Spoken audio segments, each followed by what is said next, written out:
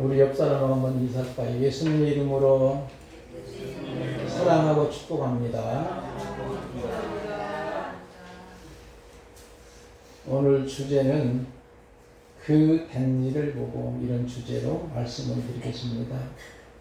예수님께서 십자가에 달리시고 예수님이 숨을 쉬시는 그 내용을 보고 여러 사람이 평가를 합니다. 그런데 다 긍정적인 평가를 하게 되지요. 긍정적인. 그러나 이 백부장, 정말로 로마 군대의 꽃이라고 하는 백부장이 너무나도 감격적인 신앙을 고백하는 그런 모습을 보게 되면서 오늘은 특별히 6.25 73주년을 맞이합니다. 정말로 저는 그때 6.25 전쟁통에 이후에 전쟁 중에 태어났지. 얼마나 힘들게 살았는지 아마 저희 어머니도 끈이거리도 없어서 고생했던 그러한 시대, 아마 우리 권사님들은 거의 겪었던 시대라고 보는 것이지. 그때 전쟁통에 3년 1개월 동안 전쟁을 하면서 무려 137만 명 이상이 사망을 합니다. 물론 거기에는 민간인도 포함되지요.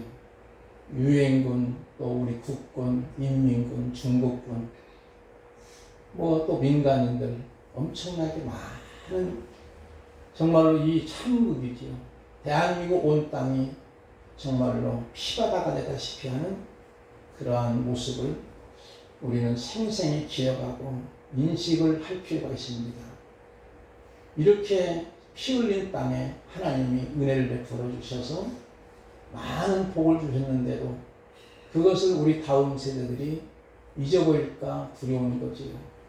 하나님을 경외하지 않고 자기 멋대로 살다 보면 결과적으로 하나님의 어마어마한 매를 맞게 되는 그런 모습이지요. 그러므로 우리는 이것을 꼭 기억하면서 우리의 후배들에게 항상 이러한 교훈을 가르칠 필요가 있다 생각합니다. 백부장 이야기 나왔지요. 그 당시 백부장은 예수님의 십자가 처형할 때 사형을 집행한 집행관입니다. 그래서 그는 모든 된 일을 똑똑히 보고 목격합니다. 예수님이 운명하신 현장을 정확하게 보고 이렇게 고백하지요. 47절 말씀 볼까요? 백부장이 그된 일을 보고 하나님께 영광을 돌려 이르되 이 사람은 정령 의인이었도다 하고 하나님께 영광을 돌리는 거예요. 아니, 사형을 집행한 사람, 그 사람이 그렇게 고백할 수가 있을까? 너무나도 충격적인 모습을 보는 거예요. 특히 여기에 이 사람은 바로 예수님이지요. 정령 의인이었도다. 여기서 의인이란 말은 명사와 형용사로 구분이 되는데 누가복음 1장 6절과 2장 25절 보니까 세례요한 부모 사가랴와 엘리사벳과 시몬에게는 의인이란 말은 형용사를 씁니다. 근데 여기에 있는 말씀은 명사를 쓰는 거예요. 아직도 형용사는 우리들이 예수님을 믿음으로 말미암아 의롭다 칭함을 얻는 그런 수준이에요. 그러나 예수님의 의는 바로 완전한 것을 의미합니다. 그러므로 오직 예수님만이 완전한 의인인 것을 나타내는 언어입니다. 우리는 예수님을 믿음으로 다시 오실 예수님을 기다리는 삶에 바로 의인의 삶을 살아가는 것이죠. 믿음으로 말미암아 의롭다 칭함을 받은 우리들은 어떻게 살아야 되냐? 고린도전서 10장 31절 또는 33절만 우리 김명신 권사님 특성 너무나 잘 아셨는데 읽어주시면 고맙겠습니다. 그런즉 너희가 무엇을 마시든지 무엇을 하든지 다 하나님의 영광을 위하여 하라. 나와 같이 모든 일에 모든 사람을 기쁘게 하여 자신의 유익을 구하지 아니하고 많은 사람의 의를 구하여 그들로 구원을 받게 하라. 아멘. 우리가 너무나 잘 아는 내용이지요. 먹더니 마시더니 무엇을 하든지 다 하나님께 영광을 돌리라는 거지요. 그 방법이 뭐냐? 나와 같이 모든 일에 모든 사람을 기쁘게 하여 모든 사람을 기쁘게 하는 거예요. 자신의 유익보다는 많은 사람의 유익을 구하여 그들로 어떻게 하라고요? 구원을 받게 하라. 나로 통해서 그분들이 구원받게 하는 삶이 바로 의인의 삶이지요. 그게 바로 예수 믿는 사람의 삶이에요. 우리가 예수님을 믿으면 의롭다 칭함을 받는데 믿는 사람은 다른 사람의 유익을 구하고 그 사람이 나로 통해서 예수님을 믿고 구원받게 하는 구원의 통로자로 쓰임받는다는 이야기지요. 이와 같이 사람이 자연스럽게 하나님의 영광으로 사는 성도가 의인입니다.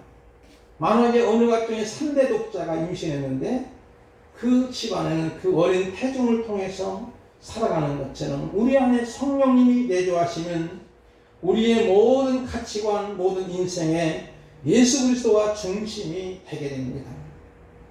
세상은 죽음은 그만이라고 하지만 성도는 새로운 삶의 시작입니다.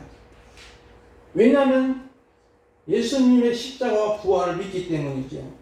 이것이 가장 안전하고 영광스러운 시작입니다. 세상의 모든 두려움과 근심, 걱정 등이 다 죽음과 관계된 것이죠. 그러나 죽음을 넘어서는 자는 죽음의 그림자인 불안, 실패, 공포로부터 소환합니다. 성도들의 정체성은 바로 죽음을 넘어서는 자이지요. 우리 교회 시작은 예수님의 십자가와 부활로 시작이 됩니다. 이것이 바로 복음의 능력이지요. 고린도전서 1장 18절 말씀 우리 청취자분들 읽어주실까요? 인생을 했습니다. 시작. 십자가의 도가 멸망하는 자들에게는 미련한 것이요 구원을 받은 우리에게는 하나님의 능력이다. 아멘. 십자가의 능력은 멸망한 자들에게는 미련한 것이란지 십자가의 도가 그러나 구원받는 우리에게는 하나님의 능력이 나타나는 겁니다. 이같이 복음의 능력을 경험한 자들은 영생의 맛을 보게 됩니다. 그래서 고난이 축복이요 축복이 복이 아님을 알게 되고 고난을 저주로 생각하지 하는 자만이 저주요 형벌이지만 예수님의 십자가의 고난의 신비를 깊이 알아가는 자는 고난이 생명임을 알게 됩니다. 그래서 어둠에서 빛을 보게 됩니다. 그러나 축복이 오히려 저주가 되기도 하는 경우도 있는 거예요. 그러므로 우리는 고난은 어떤 면에서 변장된 하나님의 축복인 줄 믿습니다. 그래서 십자가의 도는 멸망하는 자들에게는 어리석고 미련한 거고 바보로 여기지만 믿는 저와 여러분들에게 하나님의 구원의 능력, 십자가의 능력이 나타나는 줄 분명히 믿습니다. 다시 47절 보면서 백부장이 그된 일을 보고 첫 번째는 하나님께 영광 돌렸고 두 번째는 정령 의인이었다고 모호해합니다. 그런데 한 가지 더 있더라고요. 성경을 찾아보니까 마태복음 27장 54절 보니까 또 나오는데 한번 우리 허욱자 권사님 우리 기도 잘 하셨는데 읽어주시면 고맙겠습니다.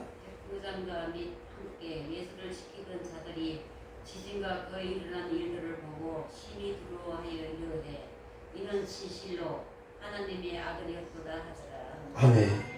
진실로 하나님의 아들이었다는 거예요. 그러면 세 가지 고백을 하는 거예요. 누가? 백부장. 첫 번째는 하나님께 영광 돌리고 두 번째는 정령 의인이었다. 세 번째는 하나님의 아들이었다고. 백부장이 이 세 가지로 고백하는데 이렇게 고백한 백부장은 무엇을 보았을까요? 예수님의 십자가의 사건을 본 겁니다.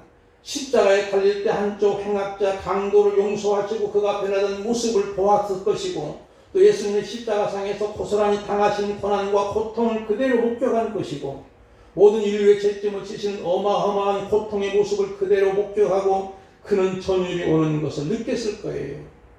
그러므로 그는 마음이 흥분되었고 경악하게 되었을 거예요. 예수님의 십자가의 고통이 어마어마한 겁니다. 그런데도 예수님은 우리의 억만 가지 죄를 담당하시기 위해서 그 고통 속에서도 다 이루었다. 물론 엘리 라마 사막다니 나의 하나님 나의 하나님 어찌하여 나를 버리시나이까. 그렇지만 그 많은 사람들, 자기를 십자가에 못 박는 자들을 위해서도 주여 저들이 알지 못하오니 아버지 저들의 죄를 용서하여 달라고 기도하는 거죠. 한쪽 강도가 용서를 빌으니까 오늘 나와 함께 낙원에 이르겠다고 말씀하는 거죠. 그런 생생한 모습을 이 로마 장교 백부장이 보고 틀림없이 그는 현장을 본 거예요. 왜? 사형 집행관이기 때문에. 그러면서 그는 뭐라고 말하죠? 하나님께 먼저 영광 돌리는 거예요. 그는 정령 의인이었더라. 완전한 의인이었더라. 그리고 하나님의 아들이었다고 말하는 거예요. 근데 이 고백이 보통 고백이 아닙니다. 우리들이 지금 현재는 그냥 편하게 고백할 수 있는 거예요. 저는 그리스도시여 살아계신 하나님 아들입니다. 편하게 고백할 수 있지만 이 고백은 생명을 거는 고백인 줄 그 당시 형편이 그래요. 왜? 로마 황제 시저에게만 하나님의 아들입니다. 하나님의 아들이 로마 시저 가이사입니다. 이렇게 고백해야 되는데 시저가 아니고 예수에게 하나님의 아들이라고 하는 것은 하나님이십니다. 이 고백은 목숨을 거는 고백인 거예요. 예수님도 제자들을 데리고 가이사랴 빌립보에 가서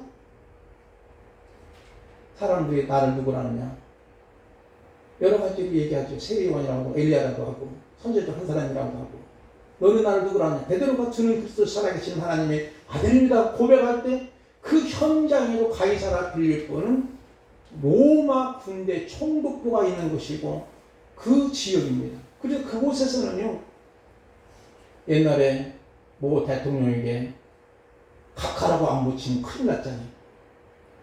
그런 모습처럼 되는 거예요. 그와 같이 이제 말 한마디라도 백부장이기 때문에 그가 한 말이 사람들에게 똑똑히 들렸을 거예요. 그런데도 세상 권력보다는 하나님의 힘을 믿었던 그분의 신앙 고백이고 특히 백부장은요 갑작스럽게 장교가 된 건 아닙니다.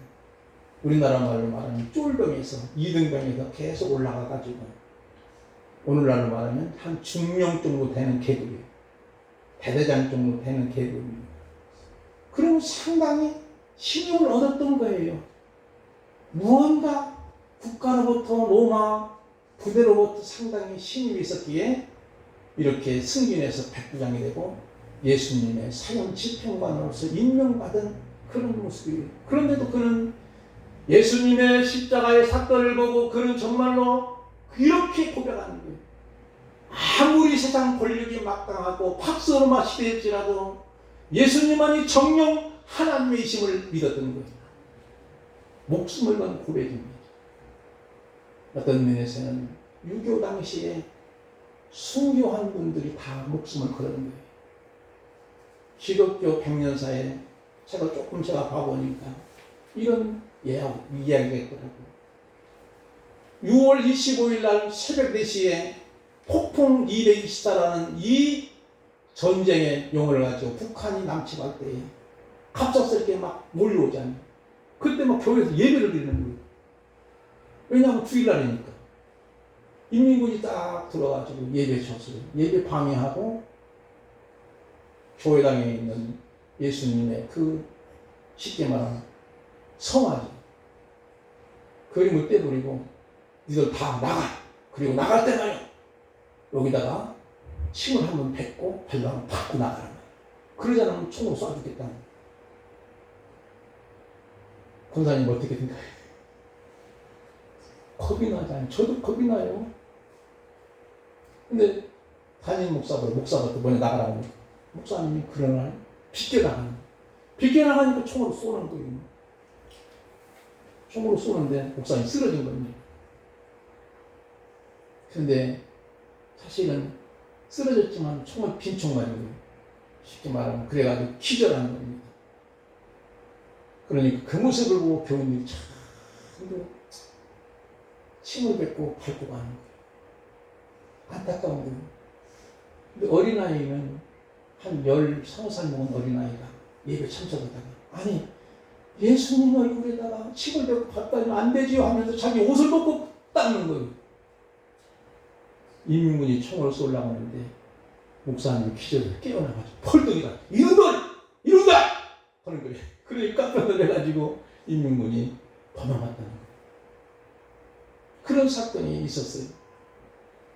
사실 여러분 그런 상황이라면 우리가 생명을 건다고 하는 것이 쉬운 것은 아닌데 백부장이 그런 환경이에요.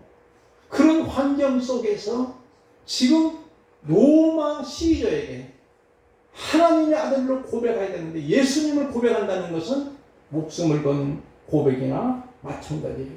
그런 안타까운 모습입니다. 오늘 우리들은 예수님의 십자가의 사건을 듣고 믿으면서 어떻게 고백하시나요? 정말로 그분은 정령의였고 나를 위해 십자가에 죽으시고 나의 모든 억만과 죄를 담당하시고 대신해서 죽으신 분 그분이 바로 나의 구세주야. 그렇게 고백할 수 있기를 주님의 이름으로 축복합니다. 48절을 보겠습니다. 이를 구경하러 모인 무리도 그된 일을 보고 다 가슴을 치며 돌아갔어요. 이 말씀 뭘까요? 구경하던 모인 무리도 그된 일을 보았을까 안 보았어요? 똑같이 본 거예요. 가슴을 친 거예요. 아니 이럴 수가 있어. 아무 죄도 없는 분이 저렇게 십자가에 달리시다니 너무나 잘못된 거야. 너무나도 잘못되면서 애도하는 거예요. 고통스러운 거예요. 그런데 뭐냐면 돌아가고 마는 거예요. 여러분 여기에서 우리가 주어진 메시지는 뭘까요? 예수님의 십자가의 고난 너무나 처참해서 그것은 아니야. 마음속에 각성이 일어났지만 여기로 끝이 돌아가는 이유는 구경하였기 때문입니다. 구경꾼 신자가 되어서는 안 된다고 하는 메시지인 줄 믿습니다. 구경꾼 신자는 이리저리 피해 다니는 사람, 이 교회 저 교회로 자주 옮기는 거인, 진리를 구경하면 절대로 변화가 없습니다. 뭔가 잘해주면 잘해주는 대로 믿어주고 예배 드려주는 거예요. 어떤 분이 가는보다 예배 들어주러 온다고, 예배 한번 구경해 보겠다고. 여러분 예배는 구경하는 것이 아니고 하나님께 예배를 드리는 그런 삶인 줄 믿습니다. 오늘 저와 여러분 여기 앉아 계신 모든 분들은 예배가 진정한 예배자인 줄 믿습니다. 구경만 하면은요 달라지지 않아요. 진리도 구경하면은 절대로 변화가 없는 거예요. 이 교회 저 교회 구경하는 분들이 얼마나 많은가요? 너무나 안타까운 거예요. 정말로 하나님은 아니 계신 곳이 없는 줄 믿습니다. 여러분의 가정에서 비록 단칸방에서 예배드릴지라도 하나님이 그곳에 계신 줄 믿습니다. 초막이나 궁궐이나 주님 모신 곳 하나님의 나라인 줄 믿습니다. 이런 모습인데도 우리는 예배를 구경하는 구경꾼 신자가 코로나 상황에서 구경꾼 신자들이 있다가 보니까 나중에는 가난한 교인이 되는 경우가 많아요. 그래서 코로나 상황에서 한국 교회가 예배자가 많이 줄었다고 하는 통계가 나옵니다. 그런 안타까운 모습이죠.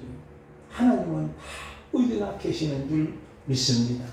여러분의 가정에도, 여러분이 교회 올 때 차 타고 오시든지 지하철 타고 오든지 버스를 타고 오든지 자가용을 타고 오든지 그 안에도 주님이 계시는 줄 믿습니다. 그 구경하고 하면 외도까지 하고 너무나 비참하다, 안타깝다고 하는 가슴까지로 왔는데 의지가 없는 거예요. 가슴까지로 왔는데 의지가 없는 그런 모습은 결국은 돌아가고 마는 거예요. 그 다음에 49절 말씀을 볼까요? 우리 김재원 집사님 한번 읽어주실까요? 49절. 예수의 아는 자들과 그리스도로부터 따라온 자들도 다 모여 있어서 예수님을 아는 자라겠어요. 여기서 안다고 하는 것은요, 진정코 아는 것보다는 그냥 예수님을 이름 정도 아는 분들, 또 예수님과 상당히 친분 관계가 있었던 분들, 그 사람들이 갈릴리로부터 따라온 여자들인데 사실 나중에 보면 다 헌신을 합니다. 근데 이분들은 다 멀리 서서 이 일을 보는 거예요.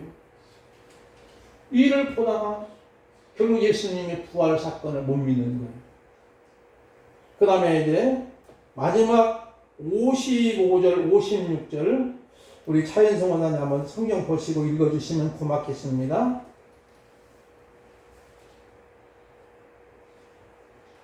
55절, 56절. 잘 안 보여요, 권사님? 갈릴리에서 예수와 함께 온 여자들이 뒤를 따라 그 무덤과 그의 시체를 어떻게 두려워하는지를 보고 돌아가 향품과 유황 향유를 준비하더라. 네, 이 사람들이에요. 아니 예수님이 무덤에 장사된 모습을 보고 예수님이 부활할 걸 믿으면 뭐더러 향품과 향을 준비할 필요가 없는 거잖아요. 무언가 예수님의 시신을 단장하고 싶은 마음이 무슨 사랑의 마음이 있어요. 근데 예수님이 3일 만에 부활하실 것을 분명히 여러 차례 그들에게 말씀하셨으면 그 약속의 말씀을 굳게 믿었더라면 그들이 향품을 준비하지 않고 예수님의 부활하신 모습을 만나려고 준비했을 거예요. 근데 오히려 반대로 그것도 안식일날 쉬지 못하고 향품과 향유를 준비하고 예수님의 무덤가로 가는 거예요. 어떤 데서는 그분들이 그 원리가 맞으면 예수님 부활을 하지 않았어야 되는 거예요.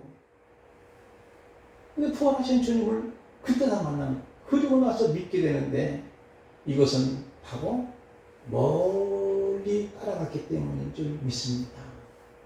보시에요. 49절 다시 봅시다. 예수를 아는 자들과 갈릴리로부터 따라온 여자들도 다 멀리 서서 이를 보니라. 멀리 서서 이를 봤던 거예요. 그래서 예수님의 그 현장을 보지 못한 거예요. 예수님의 십자가의 그 놀라운 어마어마한 사건, 인간의 모든 책임을 담당하시는 그 어마어마한 고통의 사건을 보지도 못한 거예요. 그 사실을 봤던 백부장은 하나님께 영광 돌리고 정령 의인이었도다, 하나님 아들이었도다 고백하지 않습니까? 근데 이들은 그래도 예수님을 아는 자리고 예수님을 따라다녔고 예수님께 봉사했고 특별히 막달라마리 열심히 봉사한 사람이 예수님이 가정에 모셔가지고 음식 준비에 정신없었던 마리아. 그런데도 예수님의 부활 사건을 아직도 못 믿는 거예요. 그러다 보니까 예수님이 시신에다가 어떻게든 더 단장하고 싶어서 향품과 향유를 준비해가지고 무덤에 가는 거예요. 그 돌 만들면 누가 또 옮길까 하는 그러면서 가는 거예요. 물론 사랑의 마음도 있지만은 부활 사건을 믿지를 못했던 거예요. 십자가의 능력을 아직도 경험하지 못했던 거예요. 그런 모습을 우리가 생각해 볼 수 있습니다. 우리가 너무나 잘 아는 대로 베드로도 그렇게 수제자지만 예수님을 멀찍이 따라가는 거예요. 멀찍이 떨어졌다가 나중에 베드로가 장담했지만 예수님을 3번이나 부인한 거예요. 우리는 구경꾼도 안 돼요.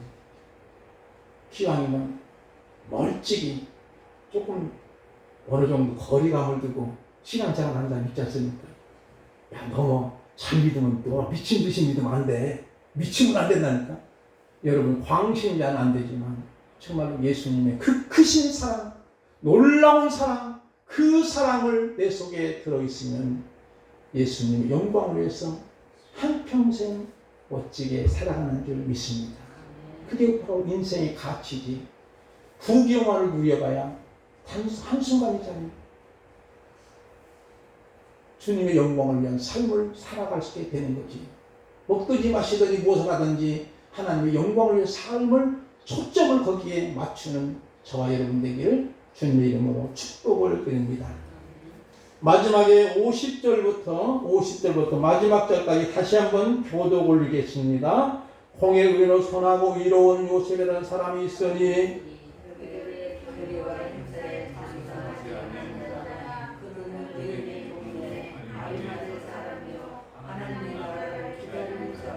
그가 빌라도에 가서 예수의 시체를 날라하니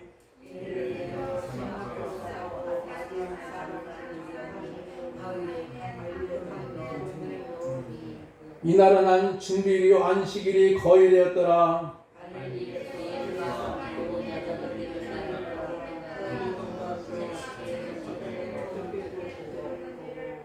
다 같이 시작. 돌아갈 향통과 향유를 준비하더라. 아멘.